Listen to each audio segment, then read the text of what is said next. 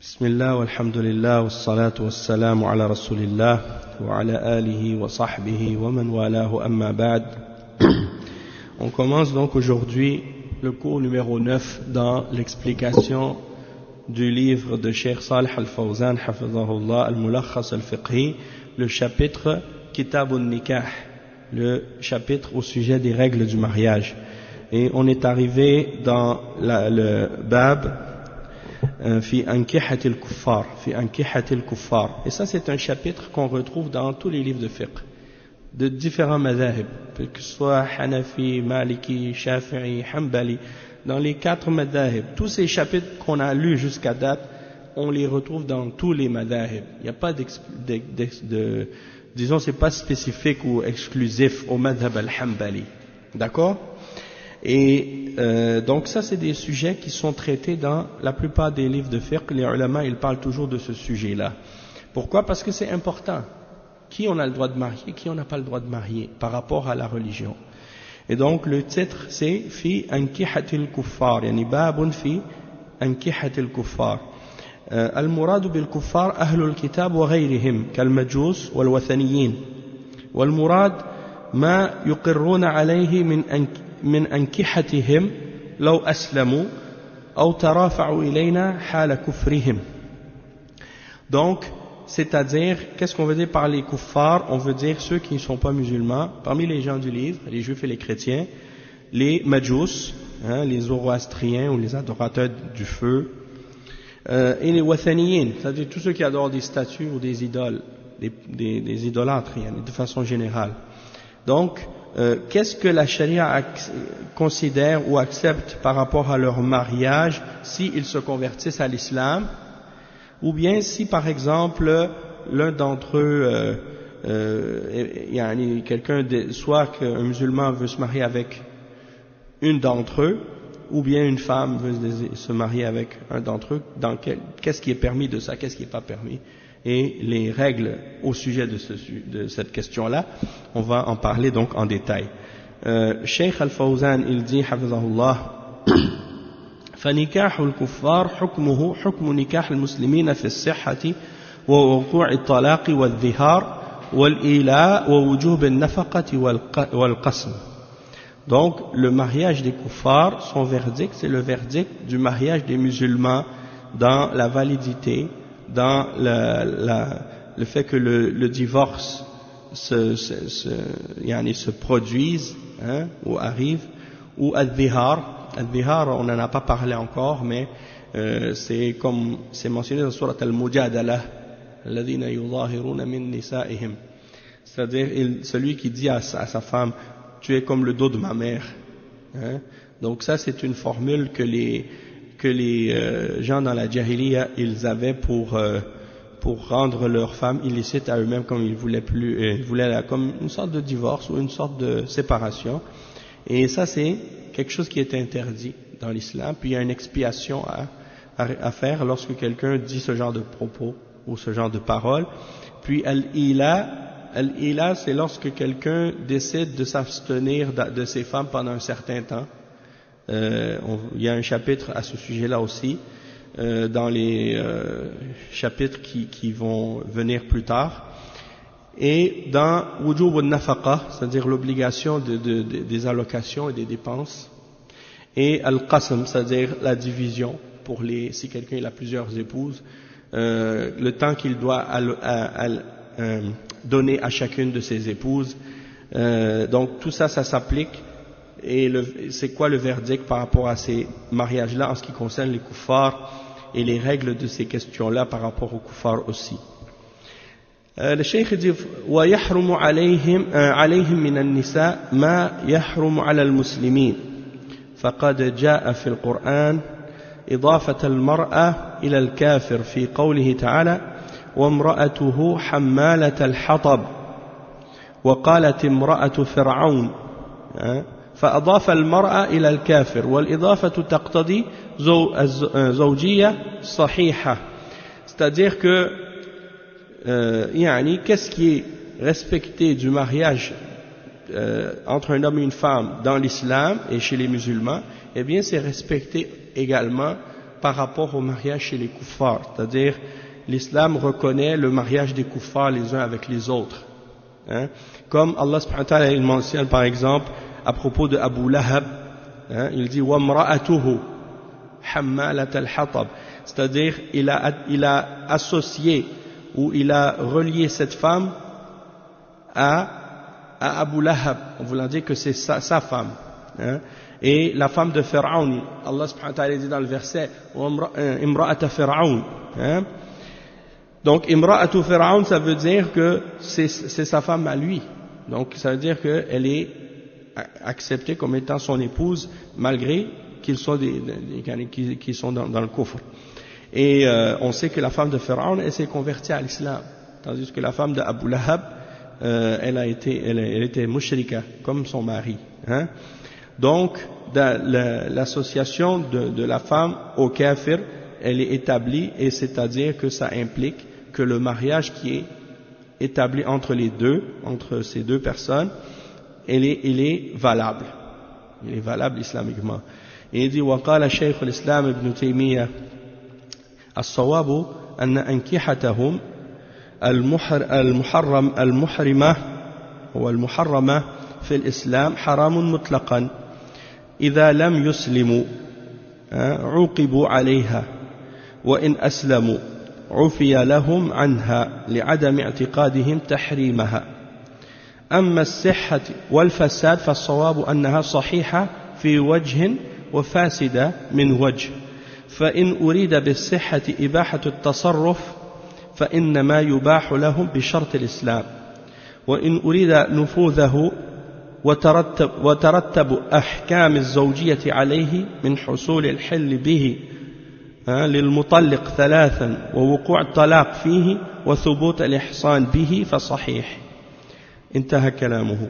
Donc le Cheikh Al-Fawzan il cite une parole de Ibn Taymiyyah qui mentionne donc que leur mariage il est reconnu d'un point de vue, puis d'un autre point de vue il n'est pas reconnu, puis ou bien il est correct d'un point de vue, il n'est pas correct d'un autre. Puis il mentionne donc que sur le plan que ils peuvent le mariage qu'ils ont fait il est considéré comme étant appliqué, puis que les règles du mariage s'appliquent à eux, et du fait qu'ils peuvent divorcer également. Donc tout ça c'est établi et c'est reconnu par l'islam. Mais d'un autre point de vue, il dit du fait qu'ils croient, s'ils ne croient pas par exemple du fait qu'ils sont dans le kufr, en tout cas on va expliquer plus, on va avancer plus, puis ça va se clarifier plus le sujet quand le cheikh il va mentionner les catégories de kuffar, lesquelles sont licites et lesquelles sont pas licites, et quand est-ce que une personne lorsqu'elle devient musulmane elle doit par exemple divorcer l'autre, et dans quel cas ça doit s'appliquer.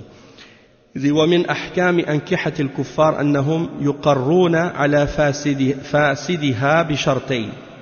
الشرط الأول إذا اعتقدوا صحتها في شرعهم، وما لا يعتقدون حله لا يقرون عليه لأنه ليس من دينهم. والشرط الثاني أن لا يترافعوا إلينا، فإن ترافعوا لم نقرهم عليه، لقوله تعالى وأن احكم بينهم بما أنزل الله. فإذا اعتقدوا صحة نكاحهم في شرعهم ولم يترافعوا إلينا لم نتعرض لهم، بدليل أن النبي صلى الله عليه وسلم أخذ الجزية من مجوس هجر ولم يتعرض عليهم في أنكحتهم، مع علمه أنهم يستبيحون محارمهم. وأسلم خلق كثير في زمن النبي صلى الله عليه وسلم فأقرهم على أنكحتهم ولم يكشف عن كيفيتها. وإن أتوا قبل عقد نكاحهم وعقدناه على حكم ديننا بإيجاب وقبول وولي وشاهدي عدل منا، قال تعالى وإن حكمت فاحكم بينهم بالقسط، أما إن أتونا بعد عقد النكاح فيما بينهم فإننا لا نتعرض لكيفية صدوره.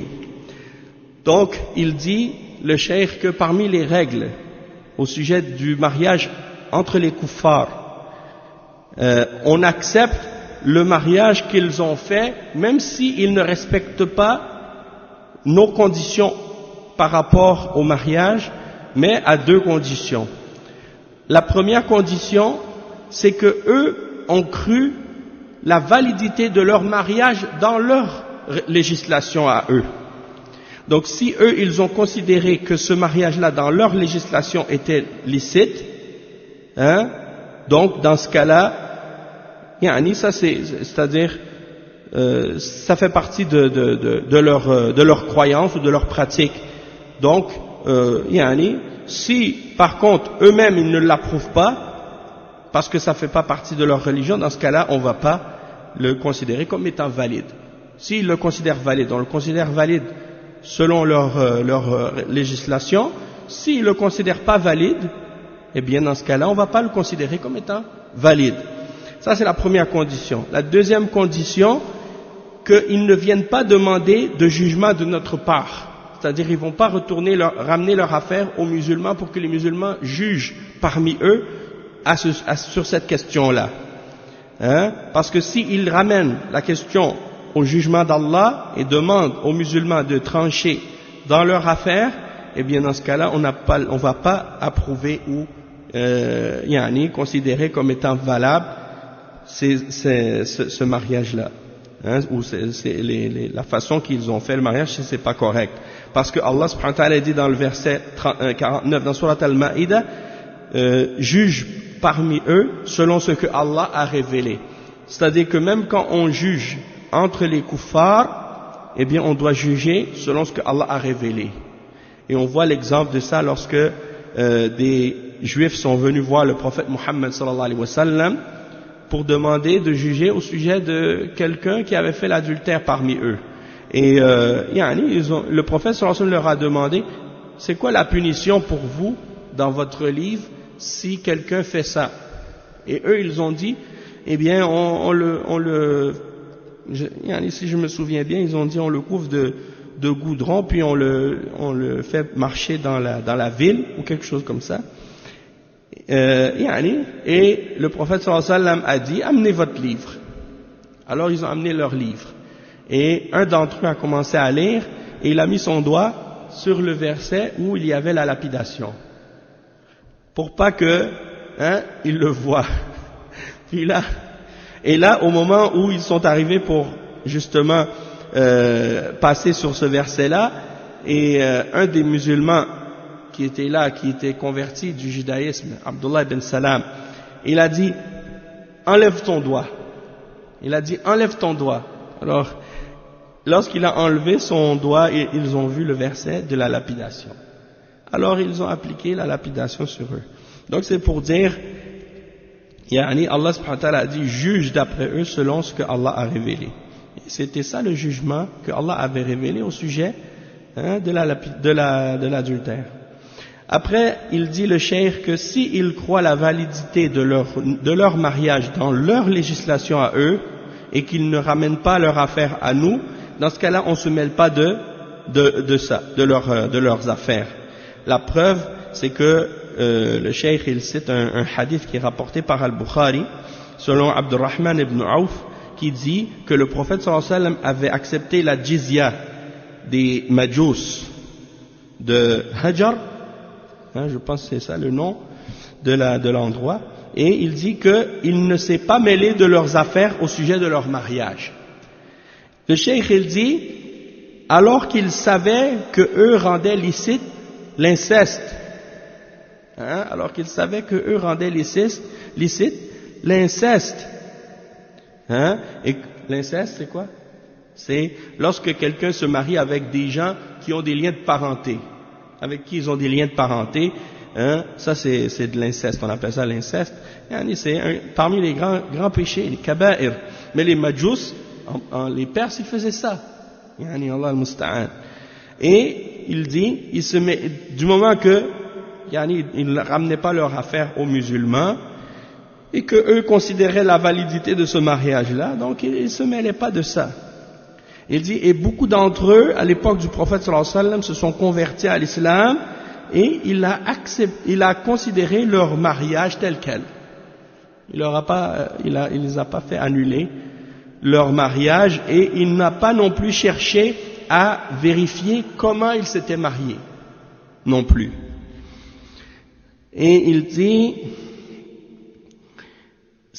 par contre, s'ils viennent avant d'avoir fait le contrat de mariage, eh bien, on va faire le contrat de mariage entre eux selon les conditions de notre religion.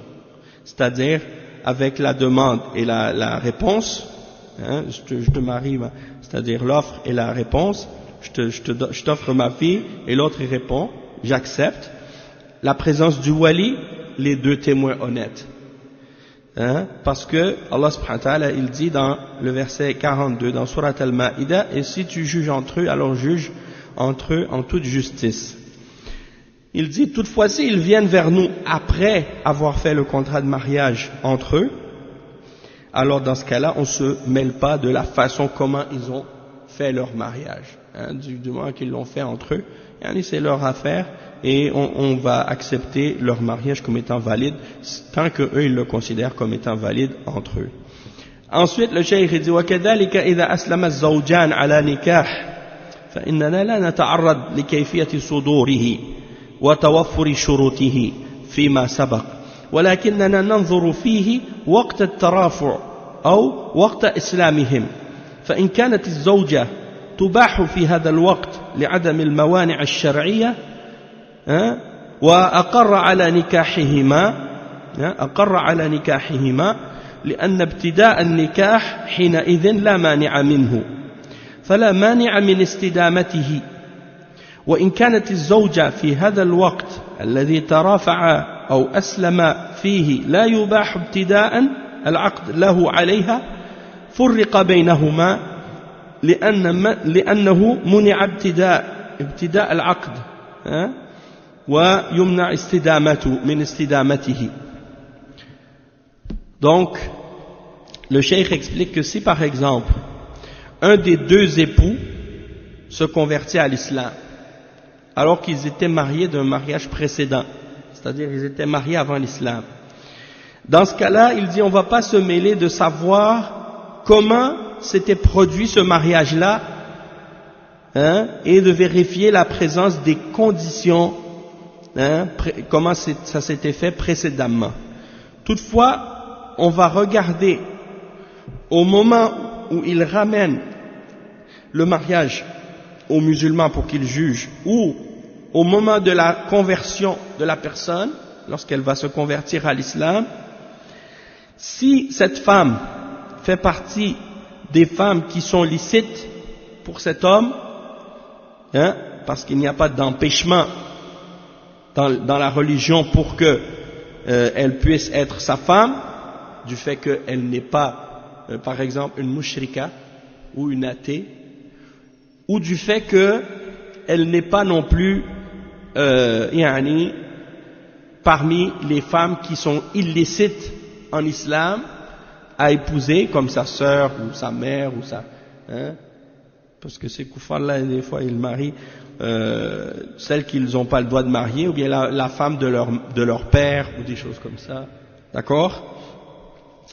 Ensuite, il dit donc, si elle ne fait pas partie de ceux avec qui il n'a pas le droit de se marier, parmi les femmes, alors dans ce cas-là, on va considérer ce mariage-là comme étant valide, et on va permettre donc à cet homme-là de rester avec cette femme.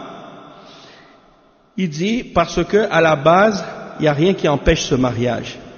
Donc il n'y a rien qui empêche de faire en sorte que ce mariage puisse continuer, ou qu'on puisse le laisser continuer. Toutefois, si la femme, au moment où on ramène le mariage, la question du mariage devant le juge musulman, ou bien au moment où la personne se convertit à l'islam, et qu'on constate que c'est une situation qu'on ne peut pas permettre, parce que la femme, elle fait partie de ceux qui sont interdits d'épouser, ou bien qu'elle est mushrika ou des choses comme ça, alors on doit les séparer. Si c'est l'homme qui est mushrik, ou qui est kafir, ou qui est juif, ou qui est chrétien. Hein? C'est la même chose. La femme musulmane, elle n'a pas le droit d'être mariée avec un juif, ni avec un chrétien, ni avec un athée, ni avec un mushrik. Donc, c'est sûr que si elle se convertit à l'islam, elle doit être séparée de cet homme-là. Bon, ne rentrons pas dans ce détail-là. Disons juste de façon générale qu'elle ne peut pas rester avec un homme qui n'est pas musulman. D'accord? Et le cheikh il dit وإن كان المهر الذي سمي لها في حال الكفر صحيحا أخذته لأنه وجب بالعقد ولا مانع منه استيفاءها له وإن كان فاسدا كالخمر والخنزير فإن كانت قبضته فقد استقر وليس لها غيره لأنها قبضته بحكم الشرك فبرئت ذمة من هو عليه منه لأن في التعرض له مشقة وتنفير عن الإسلام فيعفى عنه كما عفي عن غيره من الأعمال الكفرية وإن لم تكن قد قبضت المهر الفاسد فإنه يفرض لها المهر المثل وإن كانت قد قبضت بعض المهر الفاسد ولم تقبض بقيته فإنه يجب لها قسط الباقي من المهر المثل وإن لم يسمى لها مهر أصلا فإنه يفرض لها مهر المثل لخلو النكاح من تسمية المهر. Bon, ici il parle le cheikh du mahr dans le cas où la femme, par exemple, elle s'est convertie à l'islam, puis son mari lui avait donné un mahr. Alors, elle peut le garder par rapport à qu'est-ce qui était obligatoire dans le contrat de mariage, donc elle peut le garder, il n'y a pas de mal à ça. Toutefois, s'il lui avait promis un mahr, un cadeau de mariage qui est haram en soi, comme de lui donner du porc ou de l'alcool, si elle l'avait déjà pris, donc ça y est, c'est déjà fini, elle a fait ça dans le coffre, et c'était avant l'islam, donc, c'est déjà fait, donc c'est excusé, Inch'Allah, par rapport aux actes qui avaient été faits pendant la mécréance. Toutefois, si elle n'avait pas encore reçu son mahr, qui est interdit en islam, alors elle doit dans ce cas-là demander ou exiger un mahr qui lui correspond, c'est-à-dire qui correspond à son statut, qui correspond à sa classe sociale, qui correspond à qu'est-ce qu'on donne à une femme de son rang de manière générale, de façon coutumière dans cette société-là. Et donc si elle avait pris seulement une partie de son mahr et qu'il reste encore une autre partie à recevoir, alors elle va demander le mahr qui lui correspond ou qui lui convient pour le reste de ce qui doit lui être donné. Et si toutefois le mahr lui-même n'avait pas été mentionné ou spécifié avant au moment du contrat de mariage, c'est-à-dire que le mahr n'avait pas été spécifié, on n'avait pas dit qu'est-ce qu'elle allait recevoir comme mahr à ce moment-là, c'est le mahr habituel, le mahr coutumier que les femmes de son rang reçoivent. Parce qu'il y a l'urf ici qui rentre en ligne de compte dans une situation pareille, c'est-à-dire que lorsque le mahr n'a pas été nommé au moment du contrat de mariage, eh bien elle a droit au mahr que les femmes de son rang dans cette société-là reçoivent de façon habituelle ou ordinaire. Non. L'urf, c'est la coutume. C'est la coutume. Qu'est-ce qui est fait de façon coutumière dans cette société-là? Parce que dans chaque société, il y a des habitudes. Et selon la classe sociale, selon le rang de la personne, on voit que les femmes de cette catégorie ou de cette classe sociale-là, elles font telle chose ou elles reçoivent telle somme. Donc c'est la règle qui va s'appliquer dans ce cas-là. وإذا أسلم الزوجان معا بأن تلفظا بالإسلام دفعة واحدة فإنما يبقيان على نكاحهما لأنه لم يوجد منهما اختلاف دين وإن أسلم زوج كتابية ولم تسلم هي ولم تسلم هي بقيا على نكاحهما لأن للمسلم أن يتزوج الكتابية ابتداء فاستدامته لنكاحها من باب أولى.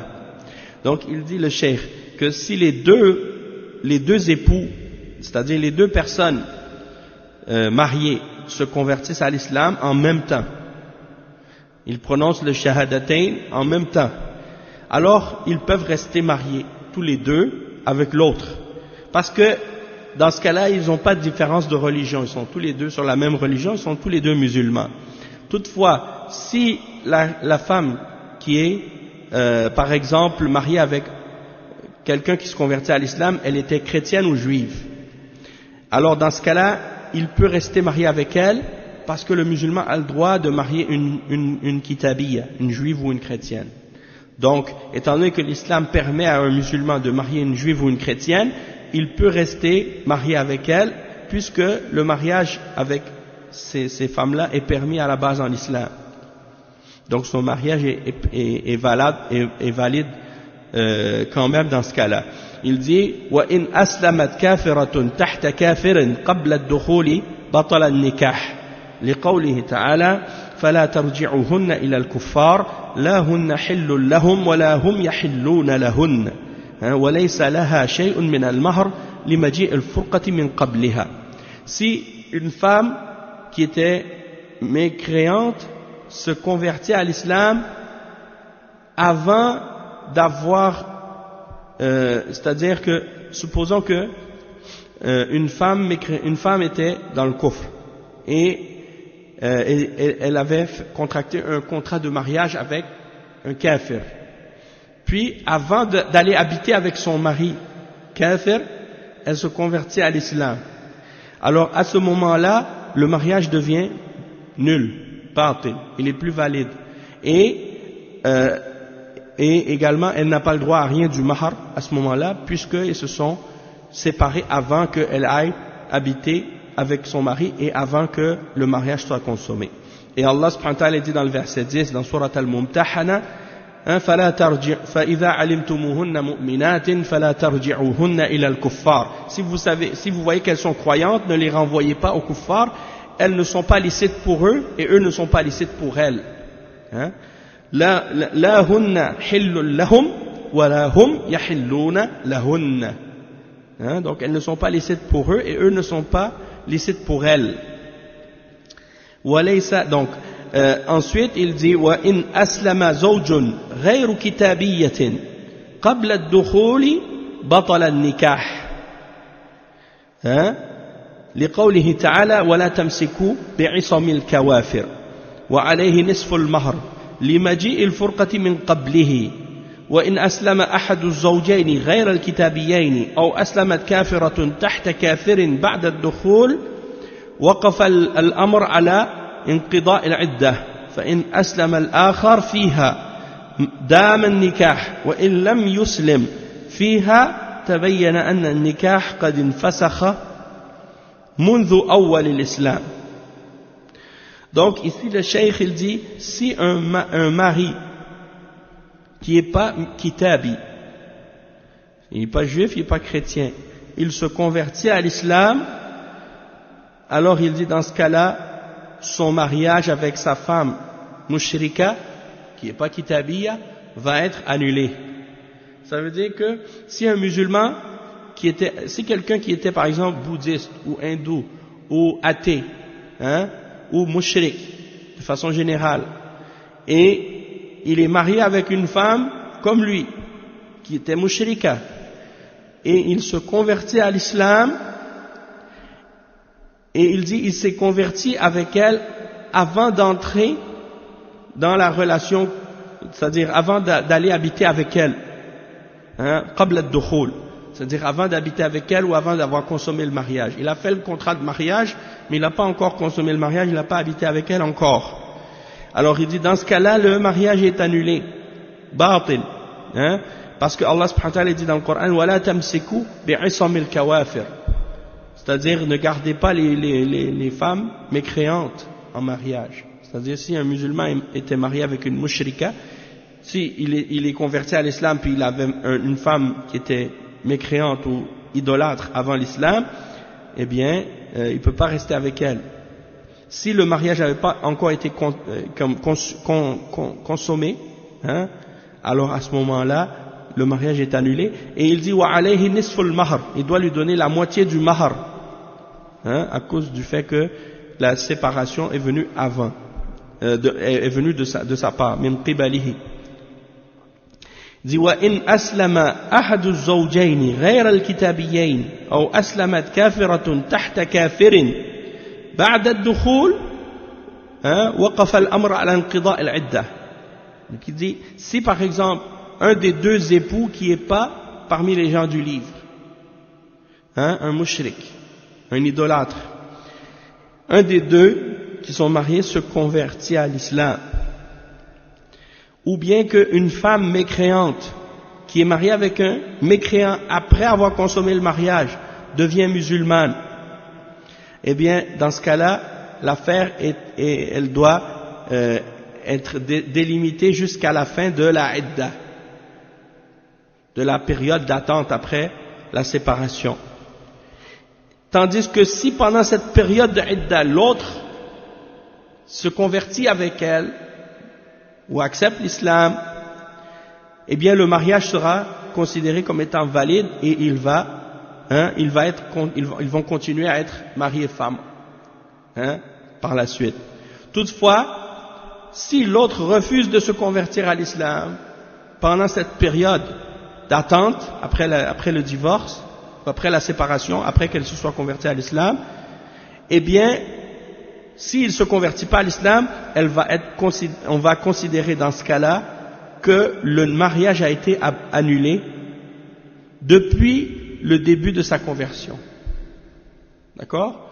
Donc une fois qu'elle s'est convertie, elle rentre dans la période d'attente, et pendant cette période-là, on va attendre que l'autre se convertisse à l'islam. Si pendant cette période il ne se convertit pas, eh bien dans ce cas-là on va considérer que le mariage va être annulé depuis le début de son islam. Non. Bon, s'il se convertit après la idda, alors ils vont probablement dans ce cas-là refaire un nouveau mariage s'ils désirent se marier. Et le dernier point que le cheikh a mentionné à ce sujet, man aslama wa tahtahu aktharu min arba' wa aslamna aw kunna kitabiyat ikhtara minhum arba'an لأن قيس بن الحارث أسلم وتحته ثمان نسوة فقال له النبي صلى الله عليه وسلم اختر منهن أربعا وقاله أيضا لغيره والله أعلم. Si quelqu'un se convertit à l'islam et qu'il avait plus que 4 épouses, et que elles se convertissent à l'islam elles aussi, ou bien elles sont des femmes, parmi les femmes des gens du livre, des juifs ou des chrétiennes, il en choisit 4. Et les autres, il les laisse. Il se sépare d'elles. Il dit, parce que ça c'est arrivé à l'époque du prophète sallallahu alayhi wa sallam à un compagnon, Qais ibn al-Harith, il avait 8 femmes avant l'islam. Puis quand il est devenu musulman, le prophète sallallahu alayhi wa sallam lui a dit, choisis parmi elles 4. Et les autres, tu les laisses, parce que tu ne peux pas rester avec plus que 4 femmes. Et le prophète sallallahu alayhi wa sallam a dit ça à d'autres que lui également. Le prophète sallallahu alayhi wa sallam a dit ça à d'autres que lui également. Donc, ça c'est en ce qui concerne les règles par rapport à le mariage avec les personnes qui ne sont pas musulmanes. Donc, pour clarifier un peu des points par rapport à cette question-là, surtout ici, parce que nous on vit dans un pays non musulman, et ça arrive souvent, des situations comme ça, et on voit malheureusement des femmes musulmanes qui rentrent dans des relations avec des kuffars, hein, et qui parfois se marient avec des kuffars même. Et en islam, ça c'est considéré comme une forme d'adultère. C'est-à-dire que la femme qui est musulmane et qui marie un juif ou un chrétien ou un athée ou un bouddhiste ou un hindou ou quelqu'un qui est dans une autre religion de shirk, eh bien, son mariage est pas valide en islam, puis elle est considérée comme si elle est en train de commettre le zina dans ce cas-là. Et donc ça c'est important de le comprendre, c'est interdit. Par contre, pour un homme qui est musulman, il a le droit d'épouser une juive ou une chrétienne ou une musulmane, mais à condition qu'elle soit muhsana. À condition qu'elle soit muhsana. Et muhsana, ça veut dire qu'elle ne prend pas des amants, elle ne prend pas des copains, elle ne fréquente pas des hommes, elle est chaste, hein. C'est pas une fille qui est perverse ou qui se permet de fréquenter d'autres hommes ou d'avoir des amis hommes ou des choses comme ça. Donc si elle est chaste, c'est permis de la marier. Même si c'est une femme musulmane, si elle n'est pas chaste, on n'a pas le droit de la marier. Parce que Allah subhanahu wa ta'ala dit dans le verset, dans Surat Al-Ma'ida, le verset 5, il dit wal muhsanatu minal mu'minat. Ça veut dire les femmes chastes parmi les musulmanes, les croyantes. Wal muhsanatu minal ladhina utul kitab min qablikum. Et les femmes chastes parmi ceux à qui on a donné le livre avant vous. Hein? إذا آتيتموهن أجورهن محصنين غير مسافحين ولا متخذي أخذان. Musafihat, qu'est-ce que ça veut dire, musafihat? C'est-à-dire des femmes débauchées, des femmes qui se laissent toucher par n'importe quel homme ou approcher par n'importe quel homme. C'est ça, al-musafihat. Et muttakhidat akhdan. Ça veut dire quoi, muttakhidat akhdan? Ça veut dire une femme qui prend des amants. Une femme qui prend des amants, c'est-à-dire elle fait pas le zina avec tous les hommes, mais elle en choisit un avec qui elle fait le zina de façon régulière. Hein? C'est ça, muttakhidat akhdan. Donc, c'est ça les conditions dans le verset. Allah subhanahu wa ta'ala, il dit وَالْمُحْصَنَاتُ مِنَ الْمُؤْمِنَاتِ وَالْمُحْصَنَاتُ مِنَ الَّذِينَ أُوتُوا الْكِتَابَ مِنْ قَبْلِكُمْ إِذَا آتَيْتُمُوهُنَّ أُجُورَهُنَّ غَيْرَ مُسَافِحِينَ وَلَا مُتَّخِذِي أَخْذَانٍ. D'accord? Donc ce qui signifie, vous sont permises les femmes vertueuses, hein, qui sont chastes, parmi les croyantes, c'est-à-dire les musulmanes, et vous sont permis également les femmes chastes d'entre les gens qui ont reçu le livre avant vous, si vous leur donnez leur mahar, إِذَا أَتَيْتُمُوهُنَّ أُجُورَهُنَّ, al-ujur ici c'est le mahar, muhsinin, hein, comme on l'a dit, hein, avec contrat de mariage. Donc muhsinin, muhsan, ça veut dire que tu leur donnes leur muhsinin, ça veut dire tu leur as donné tu t'es marié avec elle avec un contrat de mariage valide. Wala muhsinin ghayra musafihin, non en débauché ni en preneur d'amante. Donc ça veut dire pas en preneur d'amante. C'est-à-dire c'est pas comme si tu les prends comme copines. Hein? Une femme comme ça tu prends sur le côté et tu la fréquentes de façon régulière comme si c'est ton amante. Non, ça c'est pas permis. Et ça c'est important parce que il y en a parfois des musulmans qui se disent c'est pas grave, c'est pas une musulmane, je lui donne pas ses droits, hein, je vais juste aller la voir de temps en temps, je vais la fréquenter comme ça, comme si c'était sa copine, ou comme on dit ici au Québec, une blonde, hein, sur le côté. Non mais si tu vas marier une femme juive ou chrétienne, si elle pratique sa religion, elle doit accepter, par exemple, qu'elle va pas, par exemple, enseigner ou pratiquer sa religion à l'intérieur de ta maison, ou bien enseigner ça à tes enfants. Et si elle va à l'église, ça c'est son affaire, si elle va à l'église ou à la synagogue, je sais pas quoi. Mais, par contre, elle doit être d'accord qu'elle doit respecter à l'intérieur de la maison les règles de l'islam. C'est sûr qu'elle ne va pas faire rentrer dans la maison des choses haram, du porc, de l'alcool, des choses comme ça. Même si elle considère que ça c'est permis. La juive, elle va pas, elle va pas faire rentrer de porc parce que les juifs ne mangent pas de porc. Mais par contre, ils boivent de l'alcool. Hein? Donc, elle ne va pas rentrer de l'alcool dans la maison. Hein? Et donc par rapport à ça, ça c'est clair.